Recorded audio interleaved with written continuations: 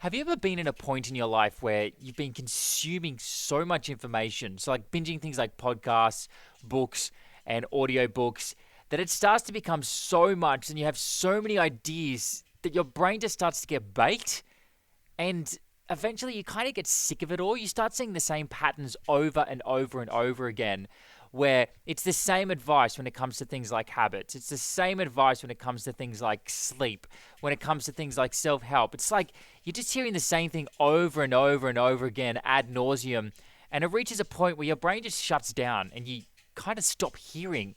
You stop hearing these important things now. And then you'll read a book that is absolutely amazing, or you'll listen to a podcast that people are saying is like mind-blowing, but you just don't feel the impact anymore. It's almost like you get desensitized to the impact. At least this is something that I've felt. And it came from listening to podcasts, audios, reading books like just way too much for a few years of my life. And I don't know, I'm just wondering if a lot of you out there have felt this as well. Let me know in the comments if you have. But anyway, one thing that I realized is that you do need this stuff, but it doesn't have to be so hardcore. Just a gentle reminder every now and then. So every now and then, like, you'll find a book that says the right thing in the right way to give you a huge mental shift in your life. And so it's important to be reading books. But I found that if I'm reading books and consuming this information too much, I miss those things. I miss those moments. It's almost like my brain is just shut down to them and it switches into autopilot when I'm reading books and I'm really not focusing anymore. And that's when it's time to go for a walk without listening to a podcast. That's when it's time to do some exercise, without listening to an audio book or whatever. And so anyway, having said that, I wanted to mention the 3 core things that I like to learn about. And even though I feel like I understand these topics pretty well, and I understand what I need to do, the actions I need to take for these 3 topics, these foundational topics, I still like to read these books and I still like to find new information on them because simply by revisiting them again every now and then, it reminds me of the importance of these things. And I'll just go through them and I'll let you know a book that I found particularly helpful for these topics. There's usually one book in particular that usually has the largest impact in my life. And they're the ones that I want to talk about in this podcast. So the first one is sleep. And this is such an obvious one. I feel like it's probably self-evident to a lot of you that most of us need a lot more sleep. It's like we know this stuff. We know we're supposed to be getting more sleep. We know we're supposed to go to bed earlier. We know we're supposed to be getting less blue light. We know we're supposed to exercise because it helps us sleep better. We know this stuff. But it's one of those things, though, where when you keep learning about these topics, it starts hitting different parts of your brain. So when you listen to a good podcast on sleep or read a good book on sleep, even though you already know the action to take, having more evidence to take that action just helps. It's almost like having that evidence permeates your brain. It gets deeper into the center of your brain. And having all of these reasons why kind of builds up and makes us more likely to take those actions. And so that's why with sleep, I like to every now and then read an article or, search a podcast with sleep experts that I particularly like. I say that even though there's only one that I particularly know about, but there's other people that I know tend to talk about sleep every now and then in their podcasts. And so anyway, the book that I love on this topic is Why We Sleep by Matthew Walker. Absolutely fantastic. I actually listened to this one on Audible. I've listened to it twice now. And even though, once again, I know the actions I need to take with sleep, a book like this just gave me such a huge amount of evidence of how important it is. And of course, by the way, lots and lots of tips that I didn't know about that have helped me to improve my sleep. But it's just given me so much evidence that I'm much more likely to make the effort to get better sleep these days. I rarely go to bed at 1, 2, 3 o'clock in the morning, which used to be quite regular for me. Whereas now these days I'm getting to bed by 10 or 11. And I'm due to listen to this audio again because I'd love to get to bed even earlier. My ultimate goal would be like 8:30. That would be amazing. And then wake up super early and then get like my best work done in the morning. The stuff that's really important that you don't tend to do because the rest of your day gets in the way. So that's the first thing. That's the first foundational thing for life. And by the way, this is all related to code. If you want to be a good coder, you need to get these three foundational things down. And then the learning of code will just fall into place. Your brain will be sharper. You'll be more likely to do the right things, and you'll be less likely to watch television because you'll have more willpower if you follow these three core things. And so that's the first one, sleep. The second one, once again, these are so obvious, fitness. Fitness is so obviously important. If I'm sitting down all day and I'm not making sure that I'm sort of moving around a lot, getting off my chair, going for walks, exercising in the morning, doing a little bit of extra exercise in the middle at the end of the day, so that could be skipping a little bit, doing a few push-ups or whatever, anything. Fitness helps to like reset your brain. It's almost like I listened to this podcast recently on the Entre Programmers podcast. And there's this guy who talks in that podcast. His name's Manny. And he talks about how he will work for 3 blocks of hours. He calls them focus blocks. And after those 3 blocks, his brain basically maxes out. Sometimes he can get to 4. But then if he does, a good amount of exercise, his brain resets. And I've totally found this to be true for myself as well. So the second thing is fitness. So super important. I feel like you only get 3 or 4 good hours in the day if you don't do exercise. If you do exercise, it's almost like you get another 3 or 4 hours for free. And you can repeat this. You can do about 3 hours, get a good exercise in. Another 3 hours, get a good exercise in. Another 3 hours. I feel like I can repeat that process all day if I'm diligent about getting some exercise in. And it doesn't have to be hardcore. It can be just like a 15-minute jog or, depending on where you're at, a 15-minute walk or, just like lifting a few weights for a while. So that's the second thing. And the book I love for this is The Biohacker's Guide to Upgraded Energy and Focus. How good is that title? The Biohacker's Guide to Upgraded Energy and Focus by Anthony DiClemente. So the first thing is sleep. And that book is Why We Sleep by Matthew Walker. Second one is fitness. The Biohacker's Guide to Upgraded Energy and Focus by Anthony DiClemente. The third one is so obvious, and that's food. You can call it diet. Oh, I hate the word diet because it implies that it's a short-time thing. People are calling it lifestyle these days. Just whatever you want to call it. Eat the right food, This is obvious. I can't believe I'm even doing a podcast on this, but it's important because it's one of those things you need to keep revisiting.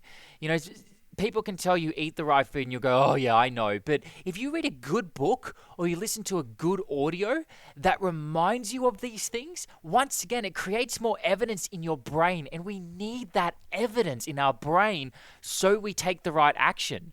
If we have some simple rules that we should be following around food, and we come up with those rules, it doesn't even matter what they are, as long as they, actually work for you in your life, which, by the way, is probably different for different people. What works for me probably doesn't work for someone else. I'm like this super thin, wiry thing, so the things that I eat probably it could be slightly different for someone who has like a bulkier build than I do. But anyway, the book that I love for this is Eat Food, Not Too Much, Mostly Plants. And what's the name of the guy who authored this? I can't remember his name. I've temporarily forgotten. Michael Pollan, that's his name. That one is Eat Food, Not Too Much, Mostly Plants. And, there's rhyme and reason behind that title. And I just think it's so good. It simplifies all of this stuff because there's so much crap out there about food. And I personally feel like a lot of the diet fads probably end up doing, more harm than good. And they end up costing us huge amounts of money. My philosophy personally is just go to the shop and do your best to get fresh food. And for me, eat mostly vegetables. And for me, eat mostly green vegetables. For me, it's like if about 50% of that is green vegetables, I feel fantastic. I feel on fire.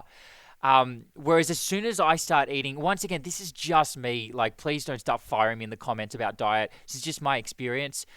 When I start eating carbohydrates, unless I'm going to do a lot of exercise, my brain shuts down. And so I can get away with eating things like oats and grains and stuff like that if I'm about to go do a big workout. But personally, that stuff tends to shut my brain down. And so I try to stay away from it unless I've done some heavy exercise there. So first one is sleep. And the book for that is Why We Sleep by Matthew Walker. Second one's fitness, the biohacker's guide to upgraded energy and focus. And that's by Anthony DiClemente. The third one is food, and that's Eat Food, Not Too Much, Mostly Plants by Michael Pollan. So why is this stuff important?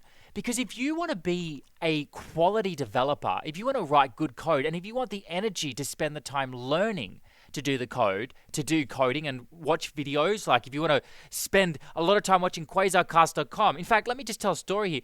I remember when I was watching Laravel videos, Laracasts, I could get through about 1.5 videos, so about 15 minutes before my brain got tired.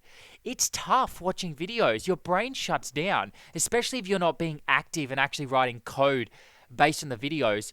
I found that watching videos is very exhausting because you're consuming huge amounts of information, and a lot of the time it's passive. Even if you're following along, you're usually just repeating what the person in the video is doing, and that really drains our brain. It takes a lot out of you to watch a coding video. And so that's why it's really important to get these things down. So I would usually spend about 20 minutes to half an hour watching coding videos because, I'm pausing it a lot and making sure I understand and Googling. And so a 15-minute or 10-minute video can take me half an hour or even an hour, depending on the video. And so I'll take breaks on a regular basis and exercise. And if I'm not doing these things, if I'm not getting enough sleep, if I'm not exercising and eating well, if I don't have that foundation in place, the amount of information I can consume before my brain just says, I can't handle this anymore, the amount of information I can consume is way, way, way lower, to the point where sometimes I'll get 5 minutes into a video and I'm like, I just can't do this. Especially if I stayed up till 3 a.m. the night before. I don't know how people do it, to be honest, how they stay up till 3 a.m. and then get a whole bunch of work done for the rest of the day. I feel like I need about 8.5 to 9 hours sleep to really function at my best. That's kind of like the sweet spot for me. But, if you listen to Why We Sleep, there is a lot of evidence to suggest there is like perhaps a 1.5 hour leeway for how much people need to sleep. I feel like I'm at the upper end of that and need to sleep a lot.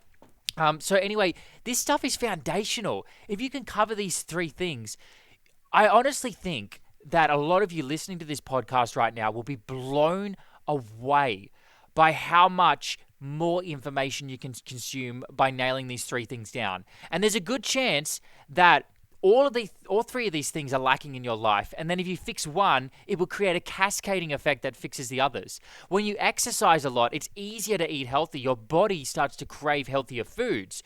And then you're more likely to sleep better because you're eating healthier foods and you've exercised a lot. And so you sleep better if you have been exercising, doing better exercise throughout the day. And if you don't eat things like sugary foods and carbohydrates, especially right before bed, then you're more likely to get a good night's sleep. And so all of this stuff sort of cascades and sort of like builds up on itself. But you probably already know this already. Once again, I'm just giving you more evidence so that you can stack up that evidence in your brain. You're more likely to take action. So yeah, I just got overwhelmed by consuming all of this information. But I'd like to go back to these 3 fundamentals on a regular basis. And now I actually spend way less time listening to coding podcasts and more time listening to sort of life-related podcasts, doing better at life and, building up good reasons for me to do good habits throughout my day, because I know that when I do very pointed, focused work on learning coding-related stuff, that I'm actually going to consume that information more easily. So, once again, if you have all these things down, you'll start learning like a machine. You won't be able to help but consume information and start coming up with better ideas. It's an amazing, amazing feeling. And then once you've got that stuff down, the other type of book I like to read, and this isn't part of the 3 foundations, but the other type of thing that I like to learn about is just life stuff. How do I get my finances in order? How do I get my brain in order? How do I make sure that I don't have too much ego? One of the books I've loved is Ego is the Enemy. How do I make sure that I'm focusing on the right things at work? That stuff is important, but you have to get the foundations. You have to get the foundations down first of sleep, fitness, and eating the right foods. So hopefully you enjoyed this one. And if you like this kind of stuff And when you feel like you have that energy to learn and consume, you then need a platform to learn from. See what I did there? So for that, you can check out quasarcast.com/register. And you're going to get the most out of that site if you follow those 3 core things that I talked about in this podcast. But yeah, check out quasarcast.com/register. Currently, all of the videos there are free, and I have plans for doing paid content in the future for like a whole bunch of more advanced stuff. And by the time you've listened to this, the Quasar Getting Started guide is probably released, which I'm super excited about. And that focuses on Quasar version 2, which is Quasar with View 3. So this has been a long podcast, but I love talking about this stuff. Let me know what you think about this stuff in the comments if you're watching it on YouTube. And remember, there really is nothing you can't build.